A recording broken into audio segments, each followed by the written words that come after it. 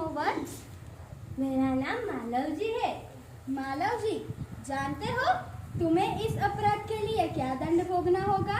जी महाराज, मुझे इस अपराध के लिए मृत्यु दंड मिलेगा। मृत्यु दंड पाने से पहले तुमको मुझे एक बात बतानी होगी। वह क्या? तुम्हारी बातों और चाल ढाल से लगता है कि तुम कोई वीर पुत्र हो, सत्यवादी हो। इससे मुझे आशा है कि तुम झूठ नहीं बोलोगे। जो सत्य उसे मैं अवश्य बता दूंगा। इसमें छिपाने की क्या बात? वीर पुत्र, क्या तुम मुझे मार के मराठा साम्राज्य के मालिक बनना चाहते थे? नहीं महाराज। क्या मैंने तुम्हें कोई हानि पहुंचाने की चेष्टा की थी या कभी राष्ट्र की प्रतिष्ठा पर धब्बा लगाया है? यह सब कुछ नहीं। फिर तुम्हारे मन में क्या बात थी? यदि आप सुनना ही चाहते हैं तो सुनिए। मेरे पिताजी आपकी सेना में सिपाही थे।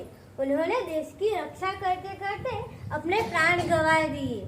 आज उनको मरे 2 साल हो गए हैं। हमारे घर में केवल मैं और मेरी माता 2 लोग ही हैं। 3 महीनों से हमें पेट भर अन्न नहीं मिला। इस संसार में मनुष्य सब कुछ सहन कर सकता है, किंतु अपने पेट की भूख नहीं। मैं इसी सोच में बैठा था कि एक सिपाही आकर मुझसे बोला कि यदि तुम शिवाजी का वध कर देते हो तो तुम्हें बहुत सारा धन मिलेगा। मैं यही इसी लालच में आके आपको मारने यहाँ आया था।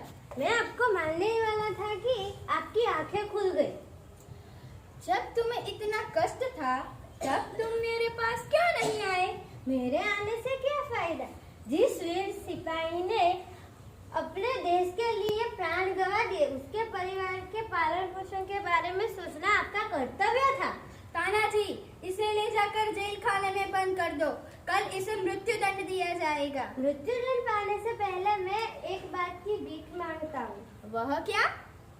मृत्यु से पहले मैं अपने माताश्री के दर्शन करना चाहता हूँ। यदि तुम माताश्री के दर्शन कर न लौटे तो? महाराज, मैं वीर पुत्र हूँ। झूठ बोलकर मृत्यु से भागना नहीं चाहता। मैं प्रतिज्ञा करता हूँ कि माताश्री के दर्शन करने के बाद लौट आऊंगा। अच्छा, जाओ। ओह, इस बालक में वीरता इतनी कूट कूट कर भरी है, साथ ही यह अपने माता का भक्त भी है। ऐसे ही बालक अपने माता पिता की लाज रखते हैं। तानाजी, तुम्हारी क्या राय है? महाराज, आप क्या कहते हो? मैं तो उसकी वीरता और साहस पर मुक्त हूँ। तानाजी, जानते हैं मैं इस बालक के साथ क्या व्यवहार करूंगा? नहीं महाराज। मैं इस बालक की परीक्षा लेने के पश्चात इसे मृत्यु दंड से मुक्त कर अपनी सेना में भर्ती कर लूंगा। मुझे विश्वास है कि यह अपनी मातृभूमि की सेवा में कोई कसर नहीं रखेगा। घातक के साथ इतनी दया धन्य है। तानाजी, मारने वाले से बचाने वाले में अधिक शक्ति होती है। आज तुमने मेरी जान बचाई, मैं तुम्हारा आभारी रहूंगा। महाराज, आप यह क्या कह रहे हो? मैं तो आपका दास हूँ। स्वामी की रक्षा करना मेरा कर्तव्य है, उसमें आभारी होने की क्या बात? तानाजी, तुम धन्य हो। तुम्हारे ही जैसे सेना नायकों पर भारत माता गर्व करती है। अच्छा, जाओ विश्राम करो। जो आज्ञा महाराज। अरे, दोपहर का समय तो हो गया है। शिवाजी महाराज अपने कक्ष में होके लाभ में उनको मिलकर आते हैं। तानाजी, न जाने क्यों मेरे हृदय में उस बालक के प्रति अगाध प्रेम उमड़ रहा है। जब से वह मेरे सामने से गया है तब से मैं उसी के बारे में सोच रहा हूँ। महाराज, यह उसकी वीरता और साहस का फल है। तुम सच कहते हो, मैं उसकी वीरता पर मुग्ध हूँ। इतनी छोटी अवस्था और इतना साहस। जिस शिवाजी के नाम से मुगल सेना कांपती है, उस शिवाजी के सामने एक बालक का इतना साहस, उसमें भी क्या कोई संदेह है? प्रणाम महाराज, एक बालक आपसे मिलना चाहता है। उसे बुला लाओ।